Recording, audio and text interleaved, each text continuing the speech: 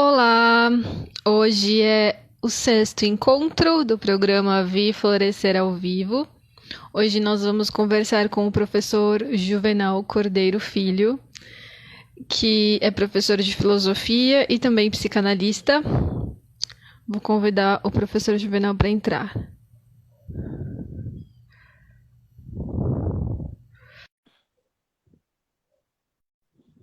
E o tema de hoje é mente saudável, contribuições de filosofia e de psicanálise. Oi, prof. Olá, tudo bem? Tudo bem? Belezura, bem-vindo. Saudades de você, tempo que não te vejo. Pois é, né? O pessoal não, sempre deixa para amanhã o que se pode fazer hoje, aí na manhã o que que teve? Quarentena. Aí ferrou. Verdade, bem verdade mesmo. Eu me lembro que faz uns dias eu falei isso para você, quando você estava no, no Em Goiás, Goiás. eu e você ficávamos conversando. Olha, quando você voltar para São Paulo, a gente vai sentar, pôr vários papos em dia. E você voltou e a gente ficou por colocar estes vários papos em dia. Eu acho que te vi uma vez só, né? É, acho que sim. Não, mas para conversar mesmo, acho que não foi nenhuma vez. Foi só naqueles encontros. Casuais e Pega breves, aquilo, não sei o que, lá é.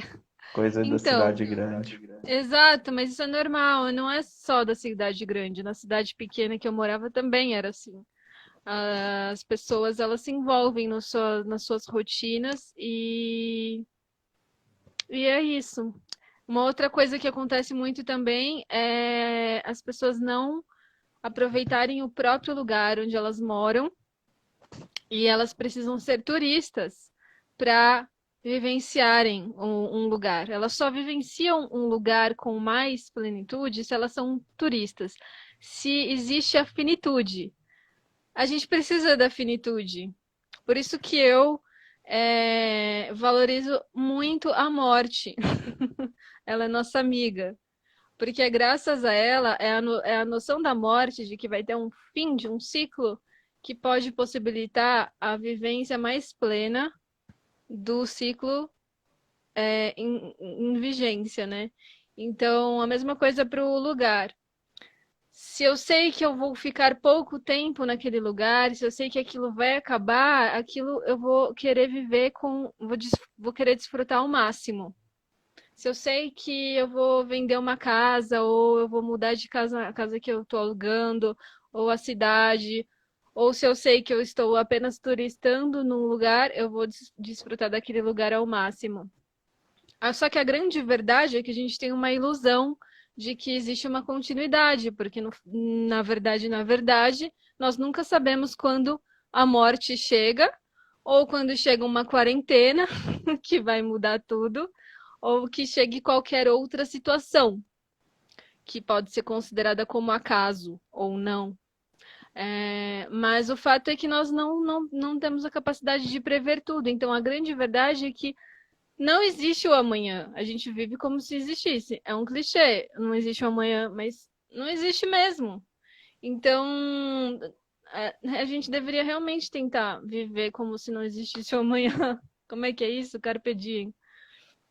É, acho- E isso serve para os lugares, isso serve para as relações, mas é claro, a gente não consegue para tudo o tempo todo, mas se a gente pelo menos tentar sustentar isso na consciência e aplicar sempre que possível, eu acho a melhor opção, né? eu acho que você começou traduzindo uma série de elementos que a gente encontra na tradição da filosofia, inclusive, né? O Edmund Husserl, que é um filósofo aqui do século XX, ele diz que o bom é se a gente pudesse se levantar todo dia de manhã e olhar para o mundo como se fosse a primeira vez. Esse nosso olhar já cansado, entediado do cotidiano, que apresenta esse traço meio cinzento, meio blasé, de que a gente funciona ao invés de existir, é talvez uma das coisas mais perigosas, uma das ervas daninhas mais venenosas para a nossa existência enquanto seres humanos. E, inclusive, quando a gente é obrigado, por uma circunstância como essa que a gente está vivendo agora, a parar, né? Dizer, olha, não tem como, vou ter que ficar em casa, a gente percebe que a gente não só não sabe, como a gente tem horror ou dificuldade por essa vivência maior de contemplação, de exercício de interioridade. Turistar na própria cidade, como você fala, talvez seja esta capacidade contemplativa de perceber o seu dia a dia de um jeito novo. É engraçado, né? Porque algumas vezes eu recebo aqui em casa gente da minha cidade natal, lá do interior de Minas. E essas pessoas são de grande valia para me ajudar a colocar aí na minha cabeça o tal do perceber o mundo como se fosse a primeira vez, né? Essa galera chega, o meu irmão, inclusive, que mora no interior, esteve aqui o mês passado e disse para mim, olha, isso aqui tudo é grande, né? Eu fiquei olhando um prédio na rua e, nossa, eu contei quantos andares tinha e eu até perdi a conta porque era muito alto.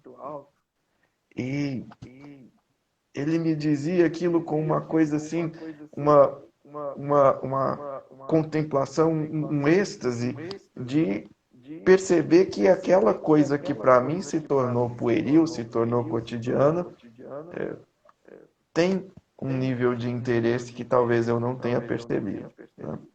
Mas sabe o que eu observo nisso? Que realmente daí está a importância de modificar a nossa rotina de vez em quando, de sair da rotina, de fazer coisas diferentes.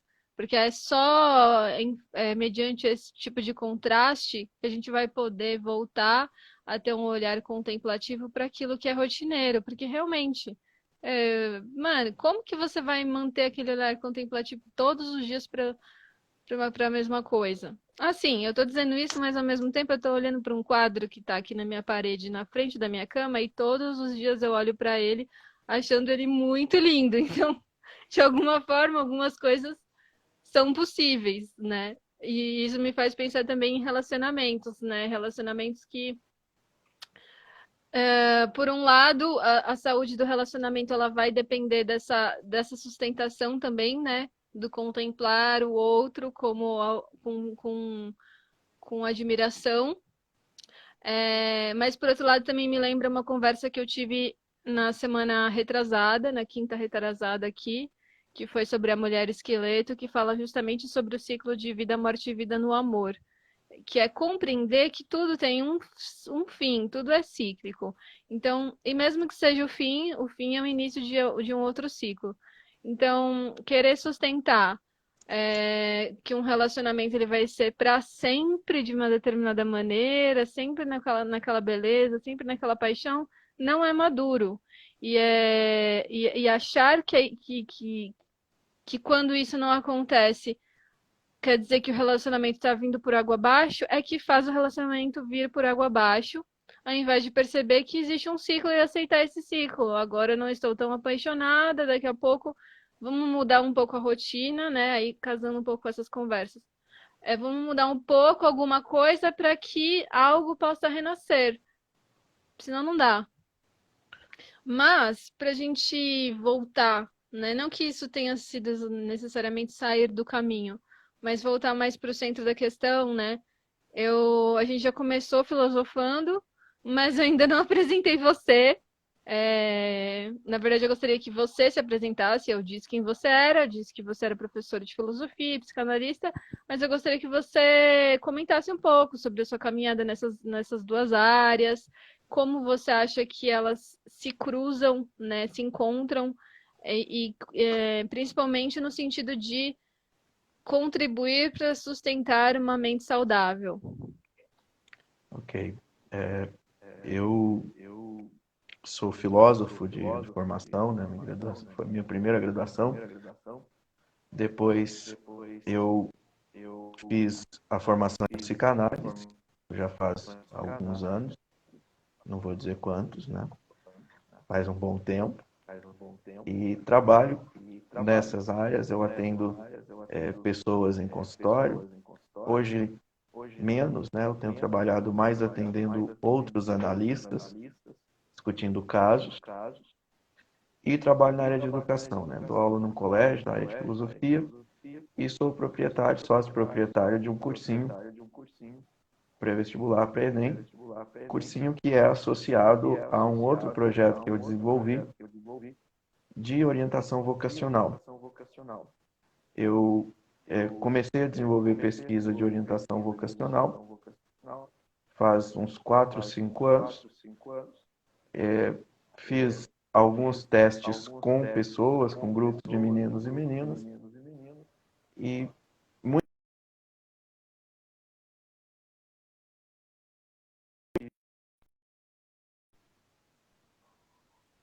os, muito me inquietava naquele período a ideia de que os alunos chegavam ao final do ensino médio muito apavorados, com muito medo, medo de tomar decisões e mais pressionados pela família, pressionados pela escola. A minha intenção foi então desenvolver um método que fizesse uma das coisas que hoje eu considero a maior obviedade do mundo, mas que a gente não tinha o costume de fazer, que era escutá-los. Ouvir os principais medos, as principais angústias e dificuldades, e isso me fez direcionar a pesquisa não para a decisão que ele tomaria para a universidade em si, mas para esse lugar da interioridade humana que é a tomada de decisão.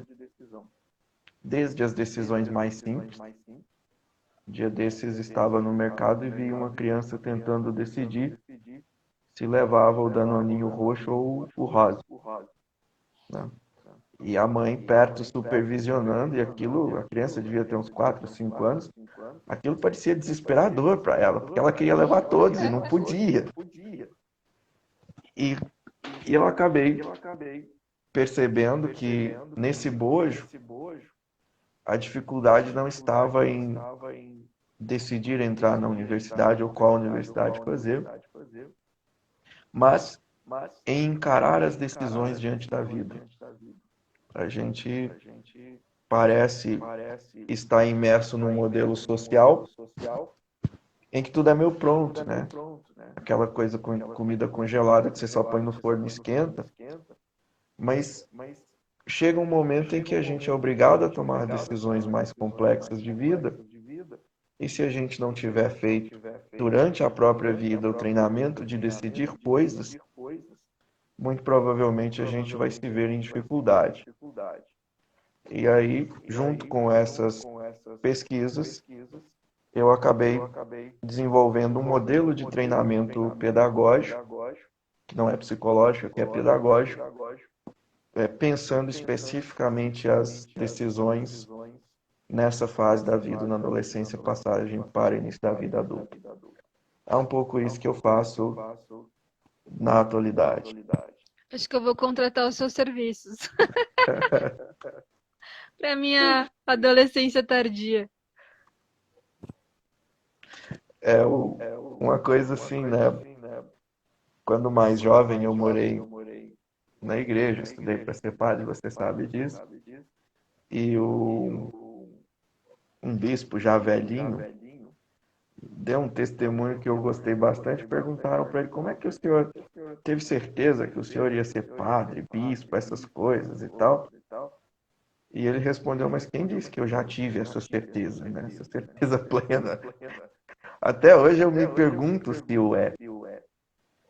E talvez, diga. Não, que no filme dos dois papas tem uma cena assim também.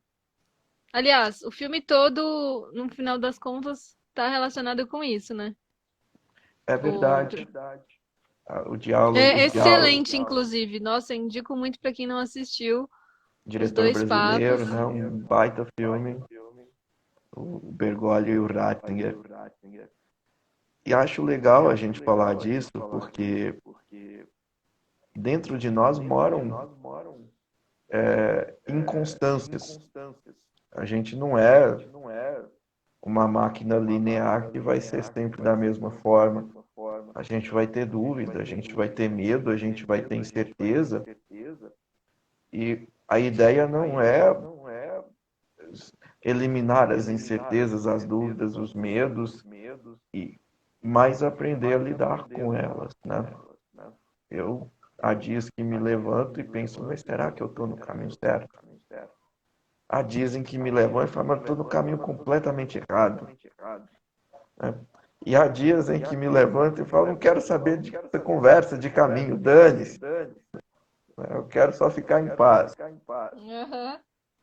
E claro que no meio dessa oscilação toda, existem esses meios termos que vão dando para a gente uma constância na vida que não é linear, mas uma constância de percepção. A gente vai construindo história e à medida que a gente vai ficando mais velho, que a gente vai amadurecendo, essa linha de equilíbrio vai ficando mais constante, né? É isso que se espera.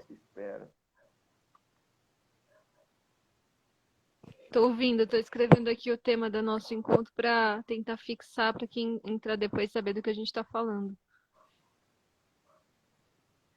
Bacana. E, bom, eu espero que isso aconteça comigo então.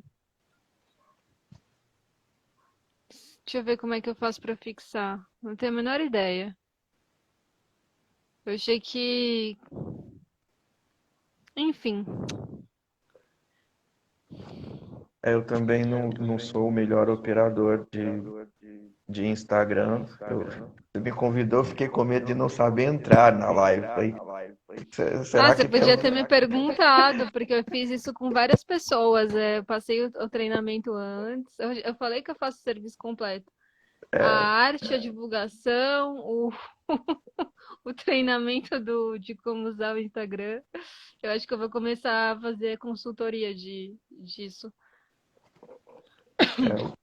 Aliás, é uma falta, porque muitos de nós que trabalhamos nessas áreas de humanidades temos aí umas dificuldades protuberantes com tecnologia. No momento, você sabe disso, eu inclusive estou estudando tecnologia, né? Estou fazendo um curso de computação aplicada à educação, justamente porque essa dificuldade apareceu, né? A gente vive num modelo de mundo em que a tecnologia avança muito rápido e as coisas mudam muito rápido, né? Há 20 anos atrás, 30 anos atrás, imagina, nos anos 90, eu vi o primeiro computador da minha vida, era um 486. Aquilo para chegar na linha Pentium demorou uns 10 anos. Hoje você tem computadores dobrando velocidade, dobrando capacidade de armazenamento a cada 2, 3 anos ou menos, né? A velocidade com que as coisas se processam, e inclusive isso vai esbarrar nessa constância da vida. Se a gente não tomar cuidado, a gente não consegue ter onde ou em que se apegar, né? Quando você estava me falando sobre a questão da orientação vocacional e parar para ouvir, né? Isso me levou à psicanálise, né? Que é justamente o exercício da escuta. E. Ou não? É sim. O, É. o trabalho da psicanálise, e veja que nós nem chegamos ainda nessa parte que você tinha colocado, né?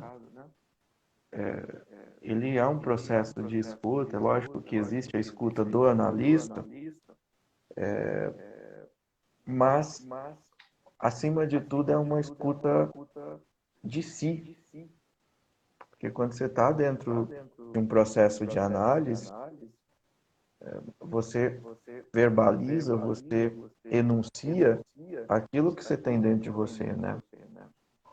E essas coisas que a gente tem dentro da gente, muitas vezes, por vergonha, por desconhecimento ou por certos tabus, a gente não tem nem coragem de dizer. Certos medos, certos desejos, e o ato de falar e se escutar é esse lugar onde você tem a chance de se conhecer, de se reconhecer. E não é um conhecer daquele ser que você queria ser, mas um conhecer quem você é de fato, né? Isso talvez seja uma das coisas mais encantadoras e ao mesmo tempo mais amedrontadoras no trabalho de psicanálise.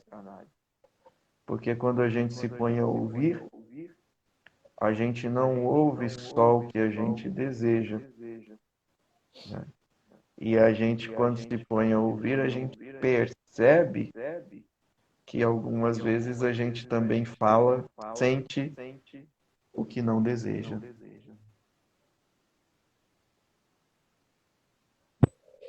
Eu achei muito boa essa lembrança, realmente, de que a escuta é uma escuta de si mesmo. Muito bom. Porque tem até aquele estereótipo, né? Eu acho muito bom na fábrica de chocolates. Você já viu o analista? Ai, nossa, é muito boa aquela cena. Que ele tá lá só ouvindo, ele não fala um A. Mas aí o. É o Willy Wonka que tá lá? Sim, na minha memória, a ideia é que ele seja ele, né? Acredito que sim. Ele tá lá fazendo análise e aí ele chega a conclusões ele mesmo, sem o psicanalista ter falado um A, e só com o óculos, a canetinha na mão e fazendo umas caras de vez em quando. E aí, de repente, ele chega no insight, ele se resolve com ele mesmo, né? O Willy Wonka, e aí ele sai de lá falando: Nossa, você é muito bom, obrigado. É, isso é muito doido, sabe? Quando eu comecei a trabalhar no consultório de psicanálise, né, já faz quase uns 8, 10 anos, eu vinha para casa às vezes me perguntando, puxa vida, mas por que que os pacientes melhoram? Eu não fiz nada, né? Quer dizer, será que eles... E eu ficava com vergonha de receber dinheiro, né? É claro que como analista recém-saído da formação, eu não percebia que existe uma sensibilidade ali. Eu a havia alcançado de forma intuitiva, mas ainda não havia formado em conceito. Na técnica da psicanálise, a gente diz assim que no consultório tem uma coisa que o paciente faz que é transferência. Ele transfere para o analista, né? E o analista, como alguém treinado, ele faz um negócio chamado contra-transferência, né? Ele contra-transfere de maneira que seja possível para o paciente, nesse processo, se perceber, tá? O analista vai funcionar mais ou menos como um espelho, né? Que, em que vai ser possível a reflexão da sua própria alma, seja nos níveis mais superficiais da consciência, seja nos níveis mais profundos daquelas coisas que não estão ditas, que são enigmáticas dentro da gente, né? Você poderia falar um pouquinho mais sobre esses dois conceitos para quem nunca ouviu falar Ok. da transferência e da contratransferência? Basicamente, vamos tentar simplificar, né? Assim, a transferência é um trabalho, vamos resumir assim, como se fosse de projeção. Se eu transfiro para o analista, eu estou projetando nele desejos, medos e até pessoas, imagens de pessoas que eu tenho na minha cabeça, imagens ideais, ego, naquele diálogo que eu estou fazendo ali, ou naquele processo de falar, né, naquele monólogo, essa conversa meio sem rumo que tem no consultório, que antigamente a gente chamava pelo nome de associação livre. O Freud usava esse nome. Hoje em dia existem outras formas de fazer isso. E aí, o que vai acontecer? Quando ele fizer essa projeção, ele vai transferir para o analista esses lugares. Muitas vezes o consulente, o paciente, vai transferir para o analista desejos e medos ou certas sensações que ele tem lá guardadas em relação ao pai, à mãe, a um irmão, alguma figura que, de dentro ou da percepção dele.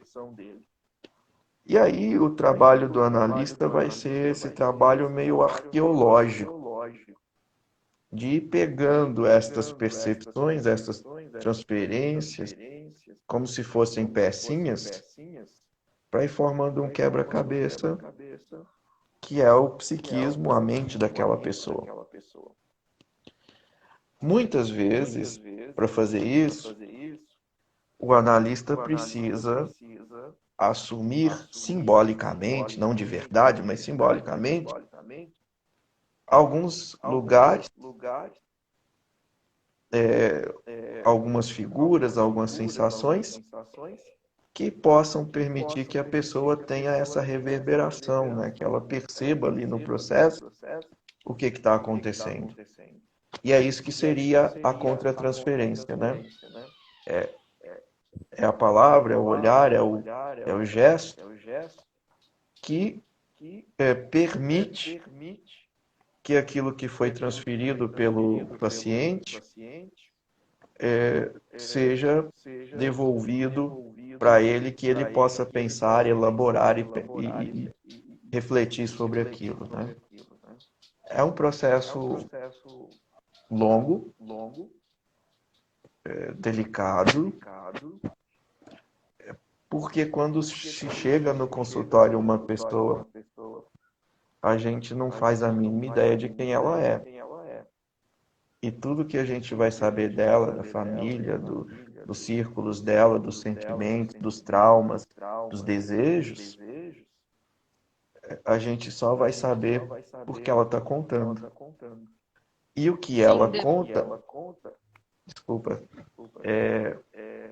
o que ela conta não é o que aconteceu ou os fatos, mas a maneira como ela percebe os fatos. A memória da gente, isso é uma coisa que Freud percebeu de forma brilhante, a memória está marcada pelos afetos. Eu não me lembro do que aconteceu. Eu me lembro da percepção que eu tive do que aconteceu. E algumas memórias, essa é uma outra descoberta brilhante do Freud, algumas memórias elas nem aconteceram. Elas são memórias que nós criamos como forma de tapar o buraco de um trauma, de um desejo, ou de alguma outra coisa que está ali escondida. É um negócio. mas a psicanálise mais contemporânea, ela tem se debruçado bastante sobre isso, sobre essa questão da memória criada, digamos assim. Tipo, isso já tem sido estudado e comprovado como um acontecimento em larga escala, ou então para todo mundo? É uma coisa que é para todo mundo ou são em casos específicos? É bacana essa sua pergunta, porque a psicanálise contemporânea ela está num lugar e num tempo muito diferentes daqueles do Freud. a psicologia científica, que não é psicanálise, evoluiu e deu algumas respostas importantes. Outras ciências, como a neurociência, têm apostas diferentes sobre a memória, sobre a latência da memória, a duração, enfim. Mas a psicanálise permanece no lugar que ela sempre esteve. Qual que é o lugar do fazer da psicanálise? O consultório. A psicanálise não vai produzir um estudo sobre a memória de traço, por exemplo, estatístico, né? Porque o fazer dela não é estatístico, o fazer dela está no consultório. E a percepção que a gente tem no consultório é que não só a memória, mas outros elementos, como é o caso do sonho, eles vêm para a gente na forma, e isso se repete de maneiras distintas nos diversos pacientes, eles vêm para a gente na forma de um borrão, na forma de um simulacro, de uma imagem distorcida, que o trabalho de análise vai iluminando, vai regulando, de maneira que o indivíduo possa, com o tempo, ir percebendo qual é ou quais são os afetos, os medos, os desejos que estão fazendo ou que provocam essas distorções e como lidar com essas coisas, né? No fundo, a psicanálise, muitas coisas da época do Freud, a psicanálise contemporânea acabou superando, né? Hoje você já não tem mais a figura do analista que só ouve, já existem muitas abordagens em que o diálogo acontece. Alguns modelos de análise já não usam mais aquele divã que a pessoa fica deitada, né? A Eu questão acho que eu da... gosto da ancestral.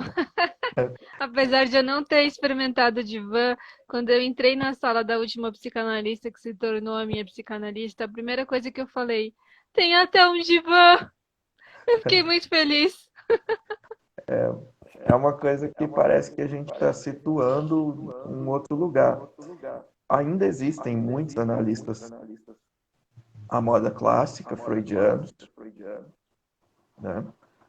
Inclusive a minha analista, que nem é freudiana, né, tradicional, ela tem um divã no consultório dela, tem uma poltrona, tem um divã, e é legal porque a metáfora do divã, embora hoje não se use tanto o divã, a metáfora do divã é boa porque o divã é aquele lugar onde você se deita e relaxa. E quando E você também não. relaxa... Eu ia dizer que também não olha para a pessoa diretamente, né? Então, Perfeito. o encontro consigo mesmo, eu acho que é mais forte. Exato. E você se põe numa posição deitado em que esse sensor, né, essa censura que é a consciência, vai dando uma afrouxada. E estar no divã com o analista é um convite para sonhar, sonhar junto. O analista é aquela figura especular, o espelho, que vai dando pequenos toques ali, enquanto você pode livremente ir falando sobre aquilo que acontece na vida, mas sobre aquilo que você sente também, sobre qualquer coisa, né? Quer dizer, é a gente deixar esse lugar apático, blasé e cinzento, do qual falávamos no começo dessa transmissão, e aprofundar num outro lugar, que é esse lugar de enxergar a si mesmo como uma novidade todo dia, se perceber, né? O grande trunfo da psicanálise é esse. A gente, durante a vida, se acostuma a viver e não pensar sobre a vida. O Freud chega a dizer que para a maioria das pessoas, ou que a maioria das pessoas, é um estrangeiro dentro da própria pátria de si mesmo, né? Que não consegue ou que não treina esse exercício de olhar para si e pensar sobre si, né?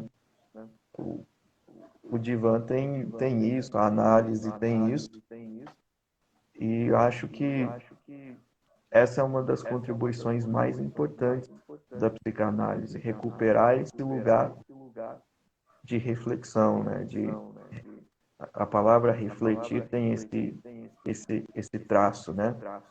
Quando a gente usa a palavra flexão, flexão quer dizer se dobrar. Reflexão é se dobrar de novo. Quer dizer, quando você faz uma coisa, você percebe que você fez, você se dobrou para entender. Ah, eu fiz isso. Mas quando você faz reflexão, você se dobra de novo para se perguntar por que que eu fiz isso, né? Por que que eu não fiz isso? E aí a gente chega na filosofia, né? Que é a pura reflexão. Exato. É uma passagem bem interessante. Foi muito feliz você ter dito isso, porque na tradição filosófica, a gente sabe, esse lugar do inconsciente, do qual Freud fala, não é um lugar comum. A gente, na tradição filosófica, fala da razão, da percepção. Não existe aí um esquema de pensar o inconsciente. O inconsciente é uma descoberta do Freud. Mas a tradição filosófica, ela tem um outro lugar interessante aí, que é pensar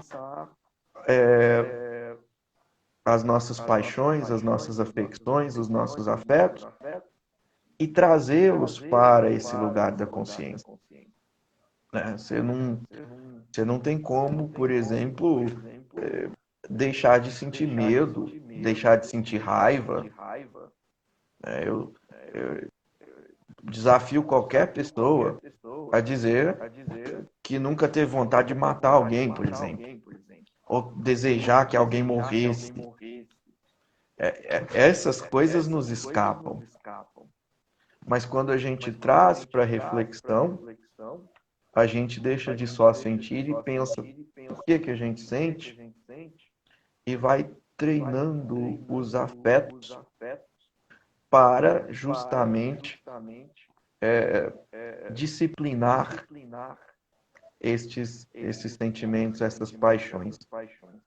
É uma virtude isso na tradição filosófica, né?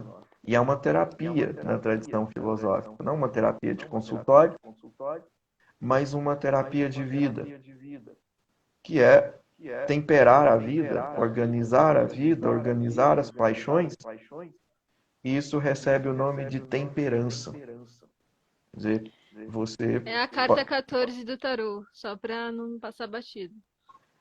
e eu não sabia, né? Eu conheço pouco da tradição do tarô, tenho alguma informação sobre o tarô de Marseille, que é o mais famoso, né? Do século XIII lá, mas para o pessoal que está entrando, provavelmente tem uma ressonância bacana isso daí. Mas para quem está entrando também, vou lembrar que o tema de hoje é mente saudável, com contribuições de filosofia e psicanálise. Mas aí você estava falando sobre essa tradição filosófica estar ligada a essa harmonização, digamos assim. É que eu não queria usar a palavra controle, das paixões, que é uma palavra que vem de patos. Muita gente não sabe disso. E até a palavra patologia também vem de patos, que justamente são as paixões. E as paixões são os nossos sentimentos fortes, os instintos. Se eu estiver esquecendo de alguma coisa, ou se você tiver uma outra visão, você me fala. Mas porque para quem nunca teve contato com a palavra fora do contexto. do uso comum, né, de hoje em dia, que está ligada só com o relacionamento afetivo, apaixonado, né? Ou então com uma paixão por alguma coisa, algo que você gosta muito. E nesse sentido que a gente está falando aqui, são todos esses sentimentos que nos arrebatam de uma forma quase que incontrolável. E o nosso papel seria justamente domar a fera da nossa Perfeito. animalidade, digamos assim. Tem tem um filósofo estoico chamado Sêneca. Estoicismo é um conjunto, uma corrente, um grupo de filósofos lá do mundo antigo, né? Que foi um dos grupos que mais trataram dessa questão das paixões.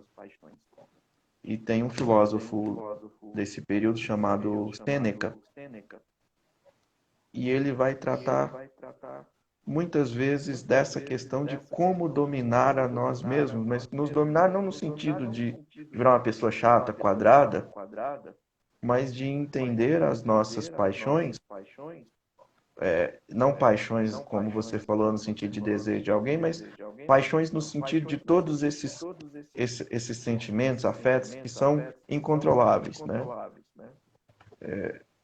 E como pegar tudo isso e disciplinar, eu não gosto da palavra disciplina porque ela não existia Assim naquela como eu época, não gosto de controle, mas acho que mas controle existia naquela época. mas a gente pensar de passar essas paixões pelo crivo da razão. Inclusive, para esses filósofos estoicos, tem quatro coisas muito interessantes sobre isso, que depois a gente vai chamar de virtudes. A primeira dessas que a gente está falando é isso, né, de disciplinar-se, recebe o nome de temperança, que eu gosto da palavra temperança, essa eu gosto. Temperança é como ter tempero, não ser de mais nem de menos, né? É você ter a capacidade de dialogar com as suas paixões, com seus desejos, com seus afetos, na direção de diferenciá-los ou na direção de pensá-los e não só senti-los. Junto com a temperança tem outras três coisas que são virtudes. Uma delas é a sabedoria, e aí entra um outro lugar da reflexão, né? Porque a gente diz assim, as coisas que a gente recebe do mundo são informações. Ah, eu li um jornal, é informação. Eu vi um meme na internet, é informação. A partir do momento que eu penso sobre aquilo e internalizo, essa informação vira conhecimento. E quando eu pego esse conhecimento e transformo em atitudes de vida, ele se transforma em sabedoria. Então, a sabedoria é a atitude que a gente toma diante dos conhecimentos que a gente tem, ou o conjunto de atitudes. Por isso que é importante, quando a gente olha pessoas assim, muito estudadas, que cometem crimes, e fala, puxa, mas ele foi para a faculdade. Sim, ele adquiriu conhecimentos. Sabedoria é outra coisa. Existem pessoas que não tiveram acesso à educação formal, não foram para a faculdade, nem para a escola, são analfabetas, mas que têm sabedoria, porque são capazes ou aprenderam a capacidade de absorver aquelas informações que vêm do mundo, refleti-las e, mais do que isso, transformá-las em atitude de vida. Isso é sabedoria, é uma virtude. Junto com a temperança, então, vem a sabedoria, a justiça e a coragem. São essas quatro coisas que esses filósofos estoicos localizam como aquilo que talvez seja a terapia ou o que se deseja alcançar quando a gente fala da busca por uma vida que seja minimamente feliz. Controlar as suas paixões, embora você não goste da palavra controle, né? Ter Não, mas tudo bem. essa questão, né, dentro de você, esse exame, ter coragem. E ter coragem mais do que tudo, não é fazer coisas, mas ter coragem é se dispor a viver. Essa é uma questão, né? Tem muito, hoje em dia, essa ideia de que a gente não faz por medo de fazer, né? De que a gente não é por medo de ser.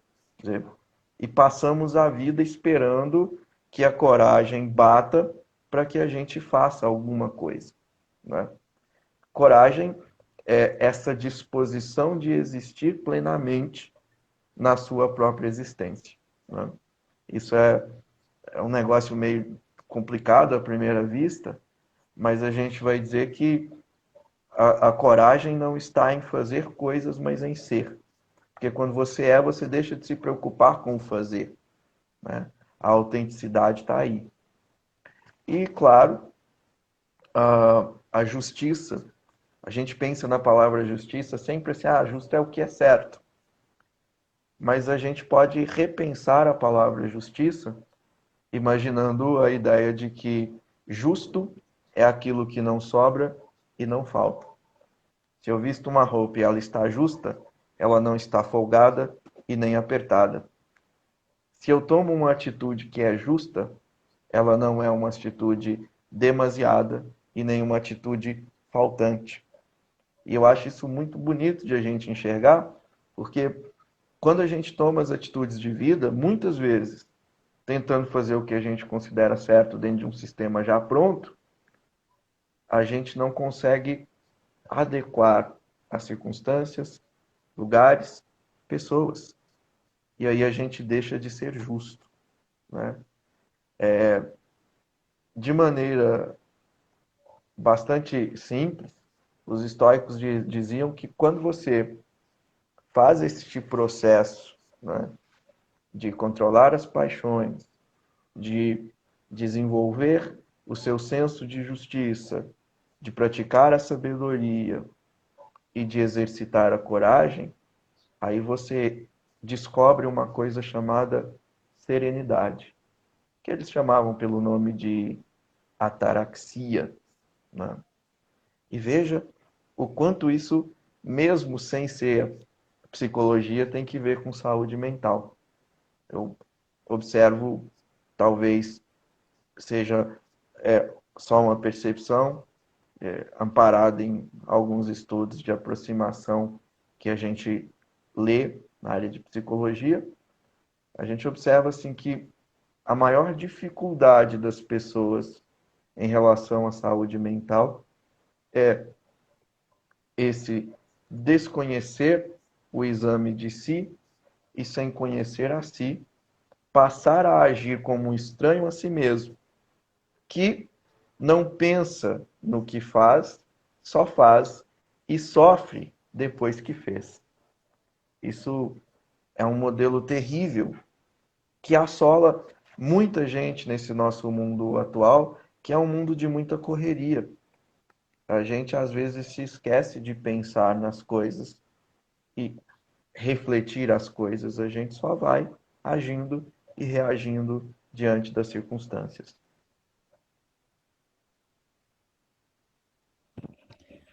Bom, tem muitas coisas a comentar. Nós temos aí no máximo 10 minutos, né?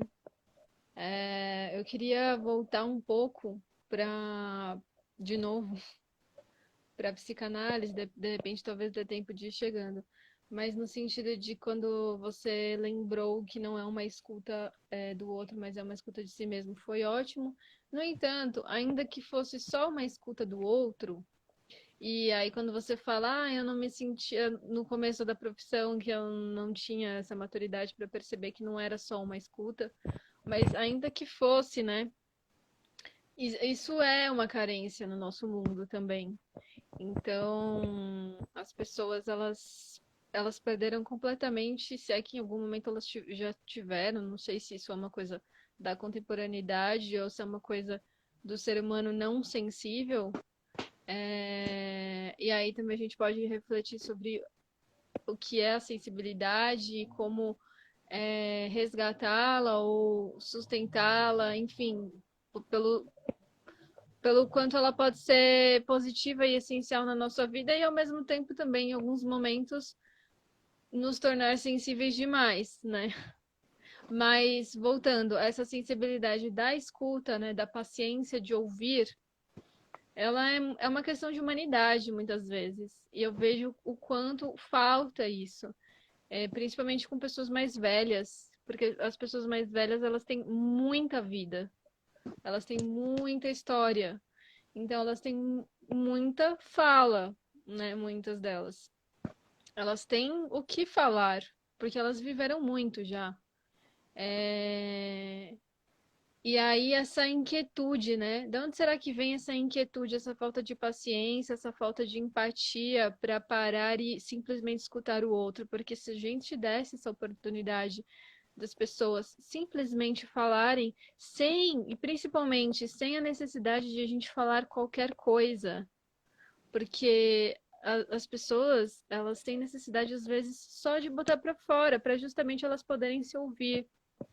E lidar melhor com tudo o que foi vivido ou está sendo vivido, com tudo que aconteceu, com toda aquela energia acumulada, todas aquelas memórias, todos aqueles sentimentos e tal.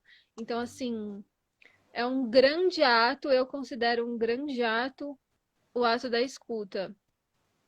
Sem julgamentos, no sentido de, cara, eu não preciso dar nenhuma resposta. Eu tenho uma amiga que é psicóloga e que ela falava muito sobre isso, assim, que às vezes quando as pessoas não estão bem, elas querem, e não necessariamente seja só esse o caso, mas neste caso, a pessoa não tá bem, ela quer só, ela precisa só de alguém que escute. E, cara, na verdade, não é para você responder nada, não precisa, porque dependendo do que você responde, não vai ajudar, entendeu? Nem no sentido de se for um apoio, e nem, enfim, às vezes a gente não tem preparo mesmo para saber colocar a palavra certa.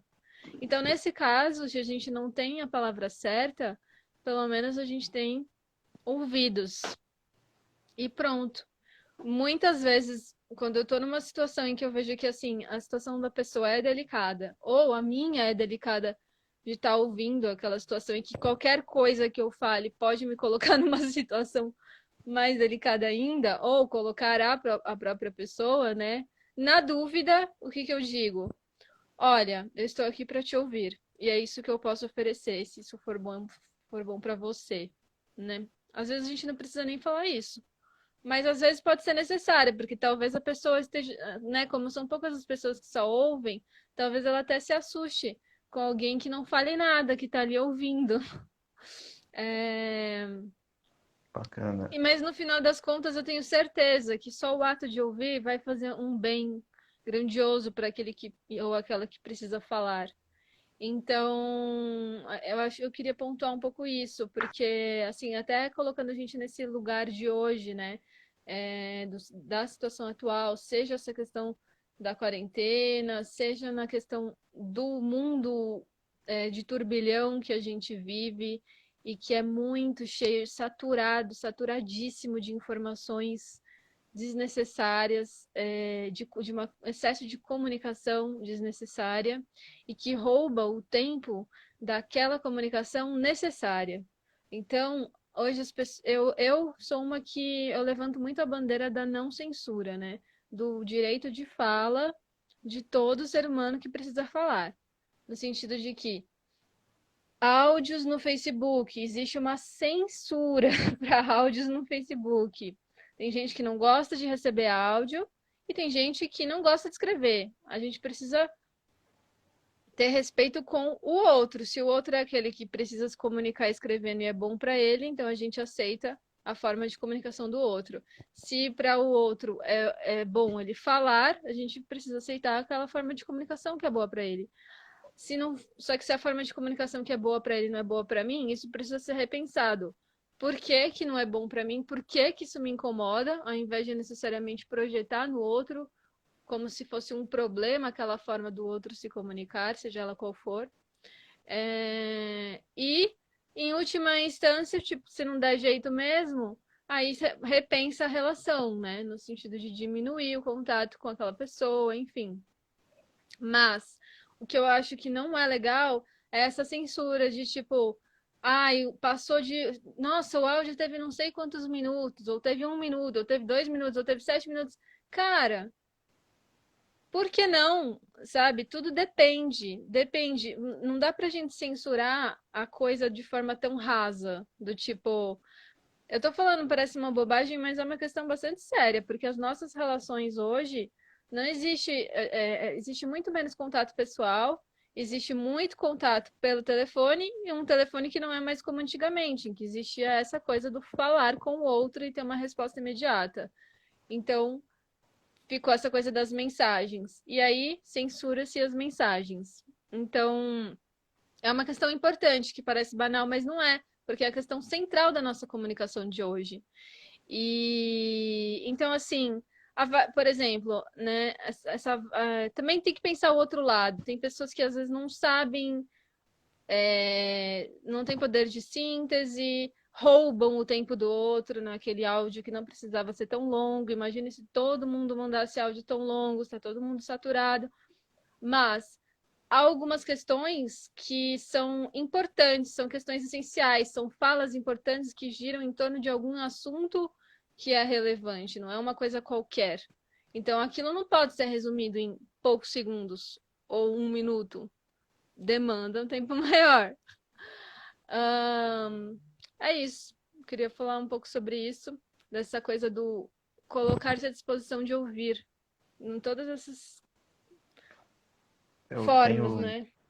eu tenho reverberado na minha cabeça enquanto você falava que você usou a palavra patos, né? Que é sentimento, emoção. Temos E, 2 minutos no máximo, só que eu acabei de ver.